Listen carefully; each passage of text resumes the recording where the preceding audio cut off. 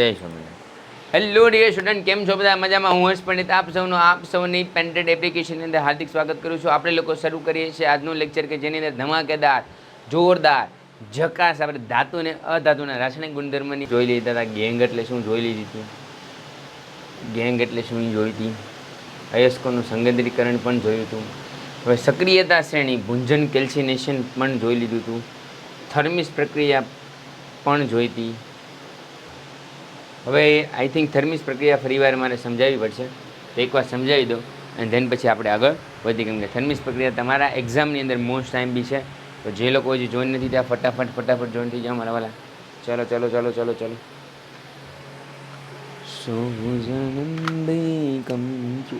ચલો શરૂ કરું છું આજનો લેક્ચર કે જેની અંદર ખૂબ આપણે મસ્ત ડિસ્કશન કરવાના છીએ. આઈએમપી ક્વેશ્ચનની. ચાલો બધા રેડી છો બધા? તો કે યસ સર રેડી છે. અને આપણે લોકો બધા ડિસ્કશન કરવાના છીએ થર્મિસ પ્રક્રિયાની. તો થર્મિસ પ્રક્રિયા એટલે શું?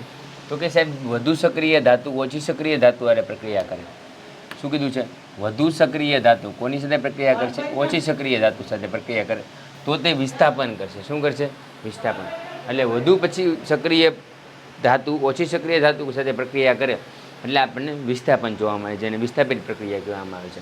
આવી વિસ્થાપન પ્રક્રિયામાં ખૂબ જ વધુ ઉષ્માક્ષેપક હોવાથી મળતી ધાતુ પીગળી જાય છે, અને આવી પ્રક્રિયાને થર્મિક પ્રક્રિયા પણ કહેવામાં આવે છે. થર્મિક પ્રક્રિયા એટલે શું? તો કે વધુ સક્રિય ધાતુ ઓછી સક્રિય ધાતુ સાથે પ્રક્રિયા કરે તો શું થાય? સંયોજનમાં વિસ્થાપન થાય ને શું કહેવાય? વિસ્થાપિત જેવી પ્રક્રિયા કહેવામાં આવે છે. જેમ કે આયનના ઓક્સાઇડ એટલે Fe2O3 એટલે કે ફેરસ ઓક્સાઇડની જ્યારે પ્રક્રિયા કરવામાં આવે કોની સાથે? તો કે એલ્યુમિનિયમ સાથે, તો તેને પીગાળી અને રેલવેના પાટામાં તિરાડ પૂરવા માટે થાય છે. તો તમને જે કાલે મેં વિડીયો બતાડ્યો હતો એની અંદર શું પૂરવામાં આવે છે? તો કે ફેરસ ઓક્સાઇડની સાથે એલ્યુમિનિયમના જે પાવડર હોય એ નાખી દેવામાં આવે છે, અને પછી એને ગરમ કરવામાં આવે.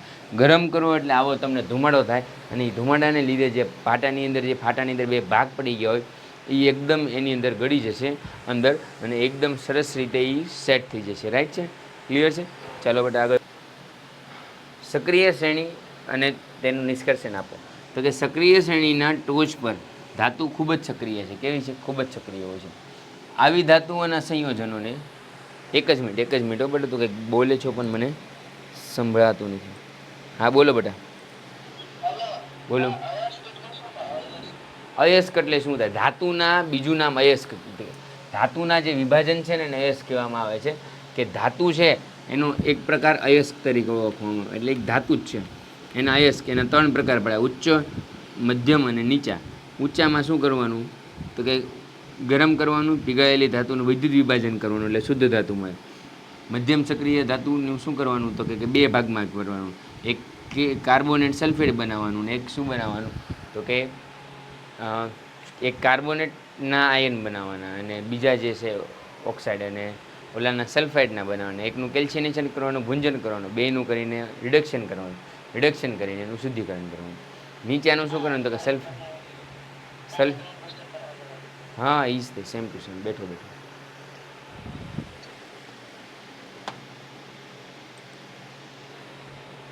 ચાલો બોલો કાવ્યભાઈ, બોલો.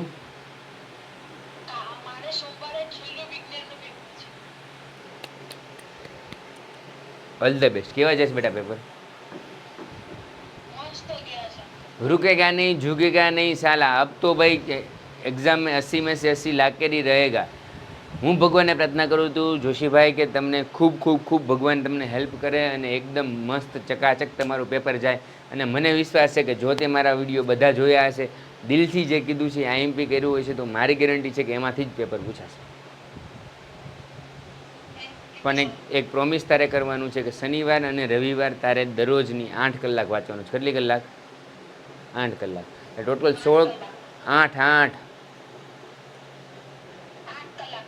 8 કલાક. એટલે તારે શનિ અને રવિ 2 વાર, શનિવાર અને રવિવાર, જે લોકોને એક્ઝામ છે બધા માટે શનિવાર અને રવિવારે તમારે ટોટલ બંને થઈ અને 8 + 8 એટલે 16 કલાક વાંચવાનું છે. વાંચશો કે નહીં? બોલું વાંચીશ ને? જો તું વાંચી લઈશ તો હું ભગવાનને પ્રાર્થના કરીશ કે તેને પૂરેપૂરા માર્ક આવે. ડન? શું કહેશો? હા. હા એ જ કરી નાખજે, એ જ કરી નાખજે. All the best. આગળ વધીએ બેટા. પેન્ટેડ એપ્લિકેશન ધોરણ 6 થી 12ના વિદ્યાર્થીઓ માટે અપડેટ થઈ ચૂકી છે. આ એપ્લિકેશનમાં શું છે? બધા જ વિષયના વિડીયોઝ છે. ગુજરાતની બેસ્ટ ફેકલ્ટી દ્વારા લાઈવ લેક્ચર્સ છે. આઈએમપી પ્રશ્ન છે, ટેસ્ટ સિરીઝ છે અને ગુજરાતના તમામ વિદ્યાર્થીઓ સાથે તમે તમારી કમ્પેરિઝન કરી શકો છો. ગેમિફિકેશન છે અને બીજું ઘણું બધું. તો તમે એપ્લિકેશન ડાઉનલોડ ન કરી હોય તો ડિસ્ક્રિપ્શનમાં લિંક આપી છે. હમણાં જ પ્લે સ્ટોર ઉપર જાઓ અને એપ્લિકેશન ડાઉનલોડ કરો. ઘરે બેઠીને સરસ મજાનું ગુજરાતની જોરદાર ફેકલ્ટી સાથે ભણો, સારા માર્ક્સે પાસ થાઓ. તો ભાઈ સક્રિય શ્રેણીમાં બધી ધાતુ કેવી હોય? સક્રિય હોય. આવી ધાતુનું સંયોજનો કાર્બન વડે રિડક્શન થતું, કાર્બન વડે રિડક્શન ન થાય, કારણ કે આ ધાતુનું કાર્બન કરતાં ઓક્સિજન પ્રત્યે વધુ આકર્ષણ હોય છે. એટલે ઓક્સાઇડ બનાવે એટલે એ ધાતુ વિદ્યુત વિભાજન દ્વારા રિડક્શન પદ્ધતિથી દૂર કરી શકાય. કઈ પદ્ધતિથી દૂર કરી શકાય? રિડક્શન પદ્ધતિથી.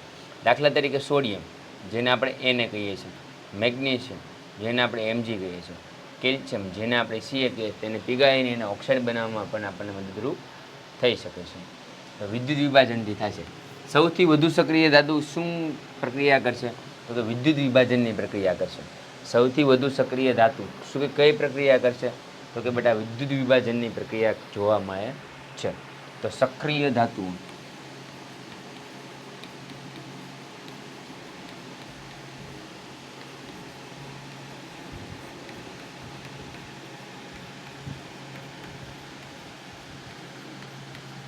સક્રિય ધાતુ શું કરે છે બેટા? વિદ્યુત વિભાજન કરે છે, કે જેનાથી વિદ્યુત એમાંથી સરળતાથી શું થઈ શકે? પસાર થઈ શકે. તો વિદ્યુત વિભાજન દરમિયાન એક ધાતુમાં કેથોડ હોય જે ઋણ હોય. કેથોડ કેવો હોય? ઋણ હોય. અને એનોડ કેવો હોય? ધન હોય. તો કેથોડ પર ઋણ વિદ્યુતભાર જમા થાય અને એનોડ પર કેવો થાય? ધન વિદ્યુતભાર જમા થાય. એટલે એનોડ એટલે પોઝિટિવ અને કેથોડ એટલે નેગેટિવ. એટલે સોડિયમ ઇલેક્ટ્રોન સાથે પ્રક્રિયા કરીને એને બનાવે, ક્લોરિન 2 ઇલેક્ટ્રોન સાથે ભેગા કરીને 2 માઇનસ બને. તો એલ્યુમિનિયમ ઓક્સાઇડ વિદ્યુત વિભાજનથી રિડક્શન કરવાથી મેળવી શકાય છે. એલ્યુમિનિયમ ઓક્સાઇડ કેવી રીતે મેળવી શકાય? તે વિદ્યુત વિભાજન પ્રક્રિયાથી. હવે તમને એક્ઝામમાં પૂછે કે વિદ્યુત વિભાજન અથવા તો ઇલેક્ટ્રોલાઇસિસ પ્રોસેસ એટલે શું? તમને એક્ઝામમાં પૂછાતો આઈએમપી પ્રશ્ન છે. કેવો છે બેટા? આઈએમપી પ્રશ્ન છે કે વિદ્યુત વિભાજન એટલે શું? તો અહીંયા બે એક શુદ્ધ કોપર છે અને એક અશુદ્ધ કોપર છે. અહીંયા મેકો છે. અહીંયા એક પાત્ર લીધું છે. આ એક સરસ મજાનું પાત્ર છે. એની અંદર એસિડિક કોપરનું એટલે કોપર સલ્ફેટ. એસિડિક કોપરનું બીજું નામ શું છે? તો કે ભાઈ કોપર સલ્ફેટ કહેવામાં આવે છે. જેને આપણે CuSO4 કહીએ છીએ. શું કહીએ છીએ? CuSO4. જેને આપણે કોપર સલ્ફેટના નામે ઓળખીએ છીએ. તો કોપર સલ્ફેટ એની અંદર મળેલ હોય અને કોપર સલ્ફેટની પ્રક્રિયા કરવામાં આવે છે ત્યારે આ ધાતુ અધાતુની વાત. કોપર સલ્ફેટ પ્રક્રિયા કરશે એટલે SO4 - 2 રિલીઝ થશે અને કોપર જે છે શુદ્ધ એ ક્યાં જશે? તો કે પ્લસ તરફ, અને માઇનસ આ બાજુ આવી જશે. એટલે પ્લસ વધારે શુદ્ધ થઈ જશે અને માઇનસ ઘટી જશે. તો કાચી ધાતુમાંથી મળેલ અશુદ્ધ ધાતુનું શુદ્ધિકરણ કરવા માટે આ પદ્ધતિ વપરાય છે. શેના માટે પદ્ધતિ વપરાય છે? અશુદ્ધ ધાતુનું શુદ્ધિકરણ કરવા માટે કોઈ પદ્ધતિ વપરાતી હોય તો એક પદ્ધતિ છે. પદ્ધતિમાં શું થશે? તો કે સાહેબ વિદ્યુત વિભાજનનું શુદ્ધિકરણ એ શુદ્ધ ધાતુઓના શુદ્ધિકરણ માટે સૌથી વ્યાપક છે. કેવું છે? સૌથી વ્યાપક. કેવી રીતે? તો કે ભાઈ વિદ્યુત વિભાજન દ્વારા એનું શુદ્ધિકરણ કરવામાં આવે ને એ શુદ્ધ ધાતુઓનું શુદ્ધિકરણ માટે સૌથી વ્યાપક પ્રમાણમાં જો કોઈ પદ્ધતિ હોય તે વિદ્યુત વિભાજન પદ્ધતિ તરીકે ઓળખવામાં આવે છે. તો વિદ્યુત વિભાજનીય શુદ્ધિકરણ એટલે શું? તો કે ધાતુઓના શુદ્ધિકરણ માટે સૌથી વ્યાપક રીતે એનું ઓળખવામાં આવે છે. ફોર એક્ઝામ્પલ, તો કે કોપર, ઝિંક, ટીન, નિકલ, ચાંદી, સોના જેવી વગેરે વિવિધ પ્રકારની ધાતુઓ વિદ્યુત વિભાજનને રિડક્શન કરવામાં મદદરૂપ થાય છે. અશુદ્ધ ધાતુના સળિયાને એનોડ તરીકે ઓળખવામાં આવે અને શુદ્ધ ધાતુના સળિયાને કેથોડ તરીકે ઓળખવામાં આવે. આ વસ્તુ યાદ રાખવી ખાસ જરૂરી છે કે અશુદ્ધ ધાતુના સળિયાને શું કેના તરીકે ઓળખવામાં આવે છે? એનોડ તરીકે, અને ઓલાને કેથોડ તરીકે. ખાસ યાદ રાખજો. એક્ઝામમાં મોસ્ટ ટાઈમ બી છે. યસ તીર્થભાઈ બોલો.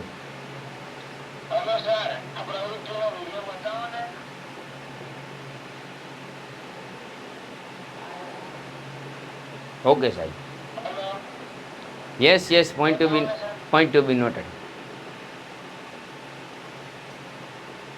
Thank you. Thank you for your valuable feedback. Monday to મીચ આભારી. ચાલો, તો શું કીધું તો કે કોપર, ઝિંક, ટીન, નિકલ, ચાંદી અને સોના જેવી ધાતુઓનું શુદ્ધ કરવા માટે વિદ્યુત વિભાજન પદ્ધતિ થાય અને રિડક્શન કરવા માટે ઉપયોગ થાય. શેના કરવા માટે? રિડક્શન કરવા માટે. એક્ઝામમાં આ પ્રશ્ન પૂછાય છે કે વિદ્યુત વિભાજનની પદ્ધતિનો ઉપયોગ શેમાં થાય છે? તમારે લખવાનું રિડક્શન. ધાતુના ક્ષારણ વિદ્યુત વિભાજન તરીકે ઓળખવામાં આવે છે, જે ઇલેક્ટ્રોલાઇસિસ પ્રોસેસ કહેવામાં આવે છે. શું કહેવામાં આવે છે? ઇલેક્ટ્રોલાઇસિસ પ્રોસેસ કહેવામાં આવે છે. આકૃતિમાં દર્શાવ્યા મુજબ સાધવની ગોઠવણી કરવાની, વિદ્યુત વિભાજનની પ્રક્રિયા કરવાની. એટલે પ્રક્રિયા શું થાય છે તો કે અહીંયા તમને લખી દઉં છું. કોપર છે ધાતુ, એનાથી કોપર +2 બનશે અને 2 ઇલેક્ટ્રોન એમાંથી દૂર થઈ જશે. શું થઈ જશે? 2 ઇલેક્ટ્રોન દૂર. આ શેના પર થશે પ્રક્રિયા તો કે એનોડ ઉપર. શેના પર થશે? એનોડ ઉપર. હવે આપણે જે પ્રક્રિયા જોઈએ છીએ કેથોડ ઉપર જોશું. કેથોડ કેવું હોય? નેગેટિવ. એનોડ કેવું હોય? પોઝિટિવ. હવે આપણે કોપરની પ્રક્રિયા જોવાની છે. કોપર +2 છે એ કેમાં છે તો કે એકવસ સોલ્યુશનમાં. એમાં જો 2 ઇલેક્ટ્રોન મળી જાય તો આપણને કેવો મળી જાય? કોપર શુદ્ધ. આ કોપર કેવો થઈ ગયો? શુદ્ધ.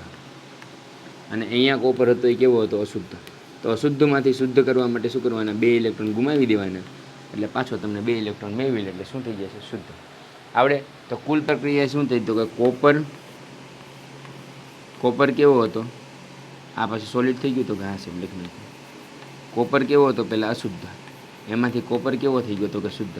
અશુદ્ધમાંથી શુદ્ધ કરવાની પ્રક્રિયાને ઇલેક્ટ્રોલાઇસિસ પ્રોસેસ કહેવામાં આવે છે. અશુદ્ધ ધાતુને શું કરવાની છે? શુદ્ધ કરવાની છે. એ પ્રક્રિયાને શું કહેવામાં આવે છે? ઇલેક્ટ્રોલાઇસિસ. ડન? આવડે બધાને? એકદમ ક્લિયર છે? Thumbs up. The test hung. Done? હવે દ્રવ્યોમાં જ્યારે અલગ અલગ દ્રાવણો લેવામાં આવે, જ્યારે ગોલ્ડ, સિલ્વર, પ્લેટિનમ જેવી અદ્રાવ્ય ધાતુ તળિયે બેસી જાય છે, જેને એનોડ પંખ કહે છે. એનોડ પંખ એટલે શું? એનોડ પંખ એટલે શું તો કે દ્રાવણમાં જે અદ્રાવ્ય ધાતુઓ છે, દ્રાવણમાં જે અદ્રાવ્ય ધાતુઓ છે,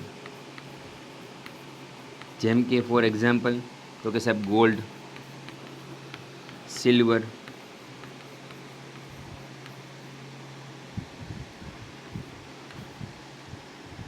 પ્લેટિનમ,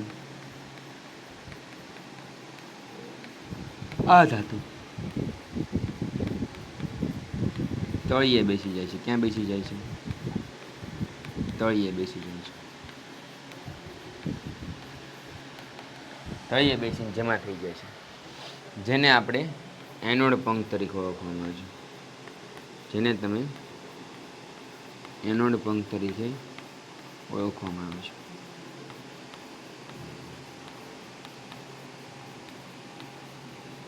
શેના તરીકે ઓળખવામાં આવશે? એનોડ પંખ તરીકે. કોને તો કે ગોલ્ડ, સિલ્વર, પ્લેટિનમની અધાતુઓ તળિયે બેસી જાય છે, જેને આપણે એનોડ પંખ તરીકે જાણીએ છીએ. ક્લિયર છે બેટા? આગળ વધીએ. તો આગળ વધીએ તો બેટા શું કહે છે તો કે ક્ષારણ એટલે શું તેનું ઉદાહરણ આપે. હવે ક્ષારણ શરૂ થયું. આઈએમપી છે? Yes sir. SP sir IMP છે? હા સર.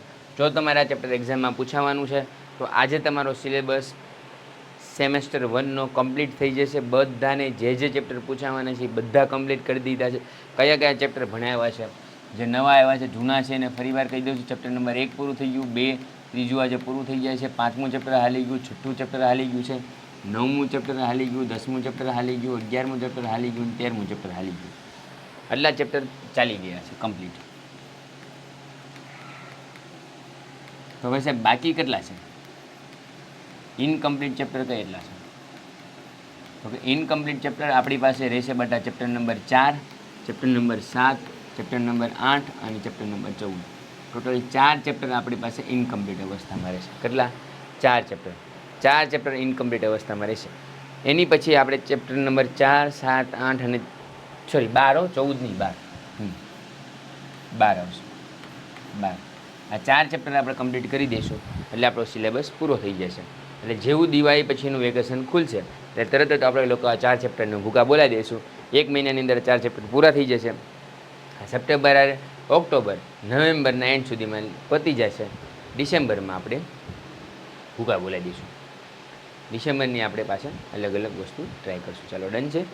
યસ સર ડન છે. ચાલો આગળ વધીએ. તો કે ચાંદીની વસ્તુઓને હવામાં ખુલ્લી રાખતા થોડા સમય બાદ તે શું પડી જાય છે? કાળી પડી જાય છે. આમ થવાનું કારણ એ હવામાં સલ્ફર રહેલા છે, તેની સાથે પ્રક્રિયા કરીને સિલ્વર સલ્ફેટ બનાવે છે, એટલે Ag2S શું બનાવે છે? સિલ્વર સલ્ફેટ બનાવે છે. ડન. શું બનાવે છે? Silver sulphate. જે ચાંદીને હવામાં ખુલ્લી રાખો તો શું બનાવે છે? Silver sulphate. કોપરને હવામાં ભેજયુક્ત રાખવામાં આવે તો કોપર ઓક્સાઇડ અને CuCO3 બનાવે. કોપર કાર્બોનેટ બને. લીલા કલરનું જે બને છે, આ લીલા કલરનું એને શું કહેવામાં આવે છે? એક્ઝામમાં ઘણી બધી વાર પૂછાય છે, તો એને કોપર કાર્બોનેટ કહે છે. આ યાદ રાખજો. અને કોપર કાર્બોનેટનું સૂત્ર છે CuCO3. કોપર કાર્બોનેટનું સૂત્ર છે CuCO3. કોપરનો Cu, કાર્બોનેટનો CO3. Copper carbonate. તમે અહીંયા જુઓ હતા, તમને બતાડું ને, અલગ અલગ જે વાદળી કલરનું જે થઈ ગયું, શું થઈ ગયું? ક્ષારણ થઈ ગયું. હા, એને ધીરે ધીરે જોડી. એક્ઝામ એવો પ્રશ્ન પૂછાય કે જ્યારે ક્ષારણ થાય ત્યારે ધાતુનું વજન વધે કે ઘટે? તો વધે. શું થાય? વધશે. ક્લિયર છે? ધાતુનું વજન વધે. આગળ વધીએ. લોખંડને ભેજવાળી હવામાં લાંબો સમય ખુલ્લો રાખતા કથ્થાઈ રંગનો પદાર્થ જામે છે, જેને કાટ કહેવાય. શું કહેવાય? કાટ. એનું સૂત્ર યાદ રાખજો, Fe2O3 × મોસ્ટ આઈએમપી છે પ્રશ્ન. કાટનું સૂત્ર એક્ઝામમાં પૂછે છે કે કાટનું સૂત્ર લખો, તો કાટનું સૂત્ર શું લખશો? Fe2O3 × XH2. પાણી સાથે જ્યારે ભેજ લાગે ત્યારે શું થાય? એને ક્ષારણ લાગી જાય છે. ક્લિયર છે? તો કે યસ સર, ક્લિયર છે.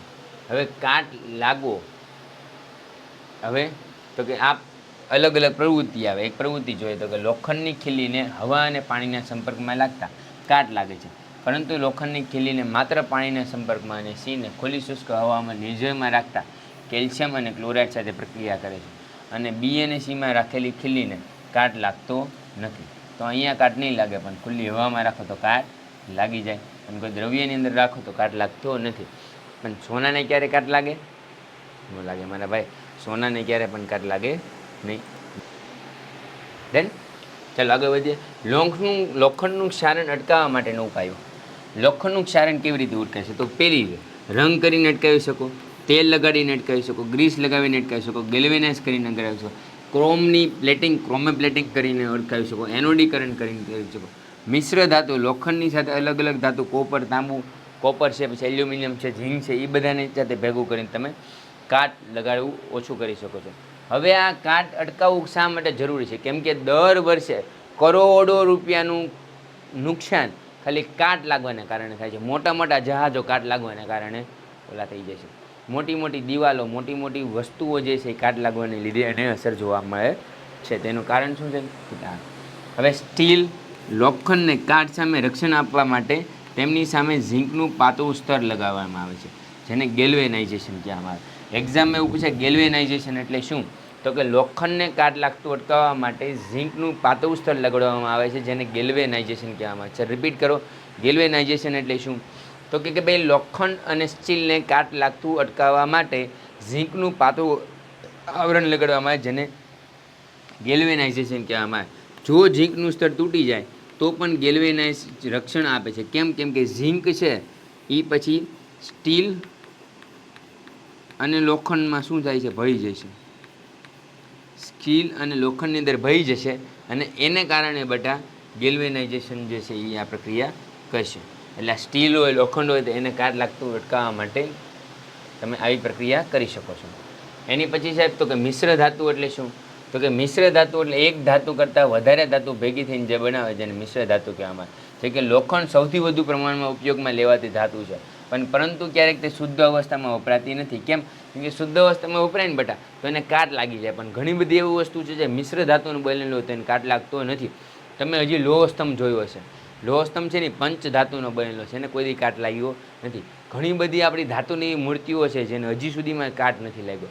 વર્ષો જૂની, 500, 600 વર્ષ જૂની, 2000 વર્ષ જૂની મૂર્તિઓ મળે છે કે જેની અંદર હજી જે છે કાટ લાગ્યો નથી, જેને કાશ્ય યુગ અથવા તામ્ર યુગ કહેવામાં આવે છે. આમ થવાનું કારણ એ છે કે શુદ્ધ લોખંડ ખૂબ જ નરમ હોય છે અને ગરમ હોય છે, ત્યારે તે તન્ય હોય છે. પરંતુ જો થોડા સમય રહેવા દેવામાં આવે તો તે આશરે 0.05% જો એમાં અશુદ્ધિ ઉમેરવામાં આવે તો તે મજબૂત થઈ જાય છે. જ્યારે લોખંડની અંદર નિકલ અને ક્રોમિયમ ઉમેરવામાં આવે, લોખંડની અંદર શું ઉમેરવામાં આવે? તો કે નિકલ અને ક્રોમિયમ. એના ઉપર લેયર કોનું ચડાવવામાં આવે? ઝીંકનું. પણ ધાતુને જ્યારે મિશ્રણ કરવામાં આવે ત્યારે શું કરવામાં આવે? નિકલ અને chromium. Iron, cobalt, nickel, copper ને ઝિંક. ઝિંકનો 30 number, iron, cobalt, nickel, copper ને zinc. Nickel, iron, cobalt, nickel, copper ને ઝિંક. તો નિકલ અને ક્રોમિયમ. જય માતાજી, જય આદ્યાશક્તિમાં. રક્ષા કરજો મારા વાલા, રક્ષા કરજો. આ બાળકોની પણ રક્ષા કરજો. સિંહ ચડી માં હાવતી માં ભૈર કા કરતી. જ્યારે લોખંડને નિકલ અને ક્રોમિયમ સાથે મિશ્ર કરવામાં આવે ત્યારે સ્ટેનલેસ સ્ટીલમાં શું મળે બેટા? સ્ટેનલેસ સ્ટીલ, જેને SS કહેવામાં આવે છે. તે સખત અને તેના પર કોઈ પણ પ્રકારનો કાટ લાગતો નથી. આમ લોખંડને બીજા કેટલાક પદાર્થો સાથે મિશ્ર કરવામાં આવે તો તેના ગુણધર્મ બદલાઈ જાય છે. કોઈ પણ ધાતુમાં જ્યારે બીજી કોઈ ધાતુ મિશ્ર કરવામાં આવે તો બનતા નવા ગુણધર્મને શું કહેવાય? મિશ્ર ધાતુ કહે છે. આમ મિશ્ર ધાતુ એ 2 કે 2થી વધારે ધાતુઓનું મિશ્રણ છે. મિશ્ર ધાતુ એટલે શું? તો કે 2 અથવા 2થી વધારે ધાતુઓનું મિશ્રણને શું કહે? મિશ્ર ધાતુ કહે છે. મિશ્ર ધાતુ પ્રાથમિક ધાતુ અને પીગળાઈને નિશ્ચિત અન્ય ધાતુઓ તેમાં ઉમેરવામાં આવે, ઓરડાના તાપમાને એને શું કરવામાં આવે? ઠંડી પાડવામાં આવે. ફોર એક્ઝામ્પલ, મિશ્ર ધાતુ પૈકી એક ધાતુ એટલે મર્ક્યુરી, તો તે એવી મિશ્ર ધાતુ જે છે એને એમાલ્ગમ કહેવામાં આવે, જે ઝિંક અને મર્ક્યુરી બંને સાથે મિક્સ થઈ ગયું.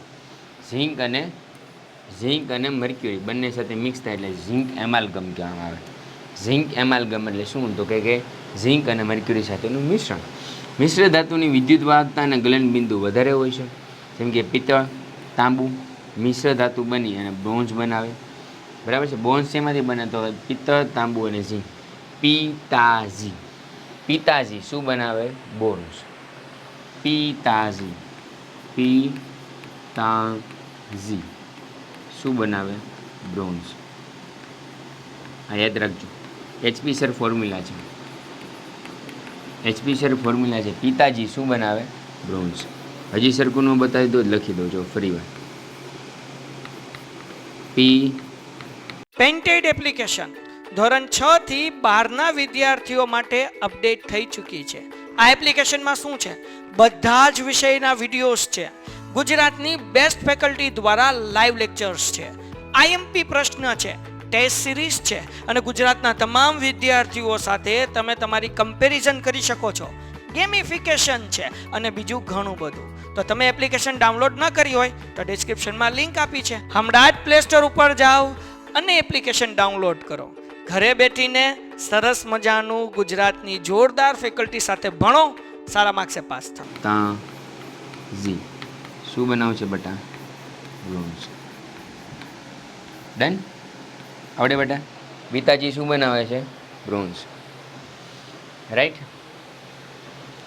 પરંતુ તાંબુ એ વિદ્યુતનું સારું વાહક હોવાથી તેમાંથી વિદ્યુત વાહકતા થઈ શકે છે. સોલ્ડર શેનું બનેલું હતું? કે લેડ અને ટીનનું બનેલું સોલ્ડર. સોલ્ડરિંગ એટલે શું તમને ખબર હતી? તમને કોઈ દુકાને જાવ ને ત્યારે આવું સોલ્ડર મશીન આવે, એને સોલ્ડર કહેવાય. સોલ્ડર એ શેનું બનેલું હોય? તો કે લેડનું બનેલું હોય છે અને એની સાથે સાથે એ બનેલું હોય છે ટીનનું. હા, લેડ અને ટીન. ટીન એટલે એસન. યસ બોલો.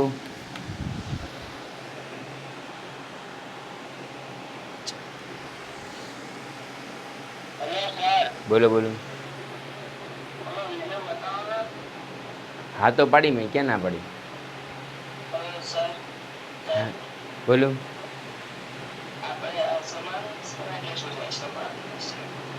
સમાંગ મિશ્રણ એટલે કે 5 ગ્રામ આ અને 5 ગ્રામ આ બંને સરખું ઉમેરવામાં આવે તેને સમાંગ મિશ્રણ છે.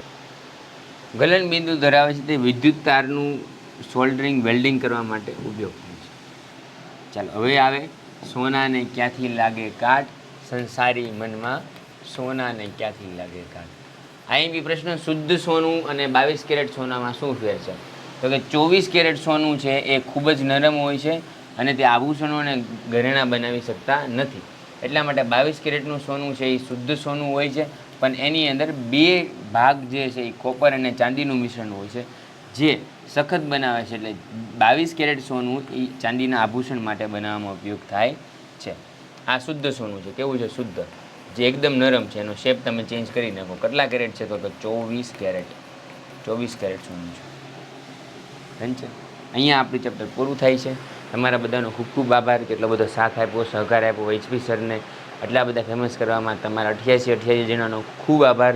વાલા વિદ્યાર્થીઓ, ભગવાનનો ખૂબ આભાર કે મને શક્તિ આપી કે તમને આ ચેપ્ટર સરસ રીતે ભણાવી શકું. આપણે લોકોએ ખૂબ મજા કરતાં કરતાં ચેપ્ટર ભણ્યું, ખૂબ આનંદ કર્યો. હજી જે લોકોને યુટ્યુબની અંદર કમેન્ટ નથી કરી, વાલા વિદ્યાર્થીઓ ફટાફટ કમેન્ટ કરી દેજો કે કેવું હું ભણાવું છું. તમારી કમેન્ટ એ મને દિલ સુધી પહોંચશે તો મને ભણાવવાનું મોટિવેશન મળશે. રાઈટ છે? ચાલો આગળ વધીએ બેટા. બધાને મોટિવેશનની જરૂર હોય જ છે ને. Our topic for today is electrolytic refining of metals. કેવી રીતે થાય ઇલેક્ટ્રોલિટિક રિફાઇનિંગ? જો મજા આવશે.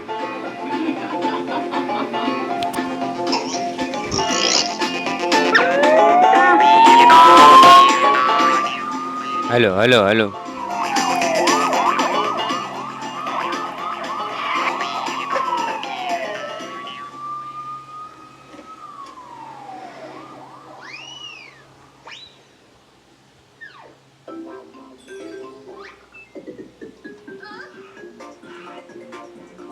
Nice jacket.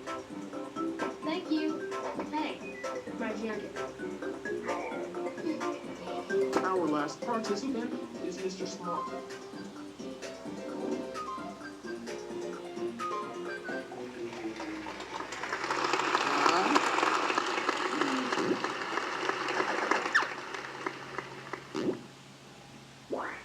Electrolytic refining is the process of obtaining pure metals like gold, silver, copper, etc. by the process of electrolysis.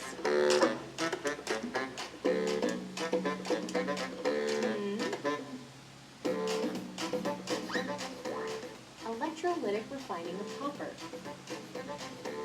કોપરની યારે પ્રક્રિયા કરે. પહેલા કોપર સલ્ફેટનું દ્રાવણ લીધું. આજે પાણી છે ને કોપર સલ્ફેટનું દ્રાવણ છે. Take the anode as a thick rod. એક એનોડ હશે, એક કેથોડ હશે. એનોડ જાડું હોય છે, કેથોડ પાતળું હોય છે. એનોડ પોઝિટિવ હોય ને કેથોડ હંમેશા નેગેટિવ હોય.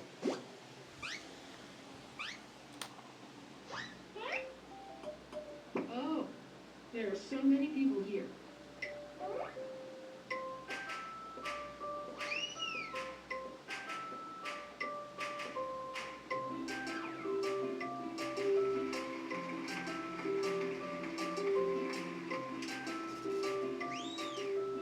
Hey.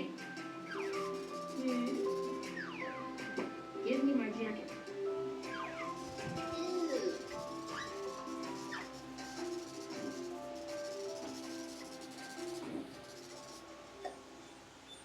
આ શું છે તો કે CuSO4 છે, એમાંથી કોપર અને સલ્ફેટ છે એ પસાર થયો. Result, the acidified copper sulfate electrolytic solution splits into copper ion and sulfate ion. એક કોપર આયન અને સલ્ફેટ આયનમાં એ બેનું રૂપાંતરણ થઈ જશે. એટલે કોપર છે એ ક્યાં જશે તો કે કેથોડ તરફ, અને SO4 ક્યાં જશે એનોડ તરફ. એટલે કોપર શુદ્ધ થઈ જશે અને SO4 કેવું થઈ જશે અશુદ્ધ. The copper ions from the electrolyte get attracted towards the cathode. એટલે આ કોપર શુદ્ધ થઈ જશે, બધા અહીંયા ભળી જશે ને. The એટલે copper ions gain 2 electrons from the cathode. Negative હંમેશા પોઝિટિવ ને એટેક કરે ને. ભાઈબંધ વચ્ચે ભય નહીં, પણ ભાઈબંધ અને And બહુ ભય, બહુ ભય. deposits pure copper atoms on the thin copper rod. એટલે કોપર જાડો થઈ ગયો થોડુંક. જો Copper atoms from the anode lose 2 electrons. એટલે કોપરમાંથી 2 ઇલેક્ટ્રોન જતા રહ્યા અને ઓલામાં 2 ઇલેક્ટ્રોન આવ્યા.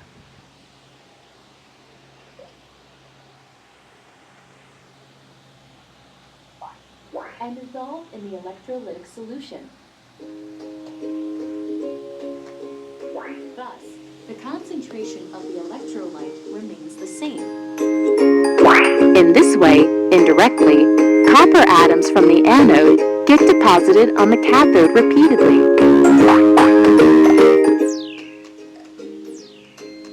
એટલે આમાં કોપર આયન આવતા જશે એટલે જાડો થતો જશે. એનોડ આયોડમાંથી કોપર જે છે એ બહાર નીકળતા જશે, એકદમ રિલીઝ જ થતા જશે. Hence, eventually, size of the size of the anode decrease થશે અને કેથોડની ઇન્ક્રીઝ થશે. કેમ? કેમ કે એનોડમાંથી કોપર નીકળતા જશે અને કેથોડમાં જતા જશે એટલા માટે.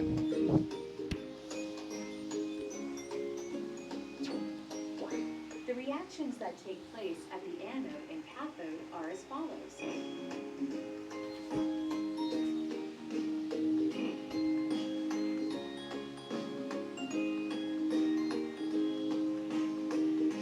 In this way, all the pure copper from the pure copper rod settle down as anode mud at the bottom of the container. આને એનોડ પંખ કહેવામાં આવે છે, જેની અંદર સિલ્વર, કોપર, એ બધી સિલ્વર, એલ્યુમિનિયમ, પછી લેડ, એ બધી અશુદ્ધિઓ શું થાય, ભેગી થઈ જાય છે. તો લેક્ચરમાં મજા આવી કે ન મજા આવી? જોરદાર, ઝકાસ, ચકાચક. કેમ રહ્યું ભાઈ? ચેપ્ટર નંબર કેવું રહ્યું? 3. મોજો આવી ગયો બધાને? કમેન્ટ કરી દો એકવાર. ચાલો બોલો યુવરાજ, બોલો બેટા.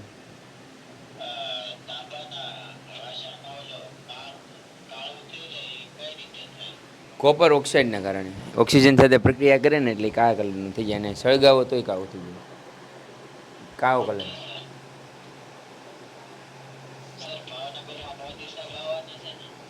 આવવાના છે ને, આવી જાય તું મારા વાલા.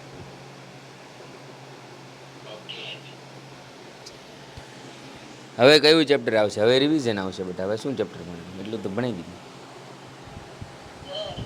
હા હા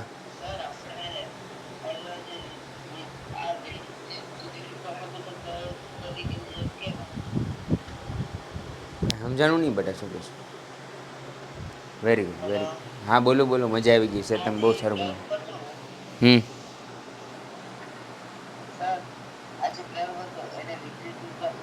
હા, વિદ્યુત વિભાજન કહેવાય એને. હા કહેવાય ને, વિદ્યુત વિભાજન કહેવાય. હા યસ હિતેશભાઈ, બોલ બોલ બોલ.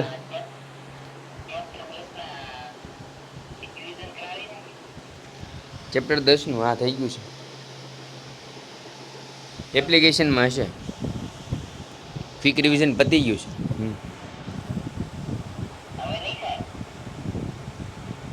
બીજી વાર કરવાનો કાંઈ મતલબ નહીં ને. એકને એક વસ્તુ કેટલી વાર? 3 વાર તો 2 વાર તો ભણાવી. ફરી વાર કરાવશું, જોશું. ચાલો ટાઈમ હશે તો.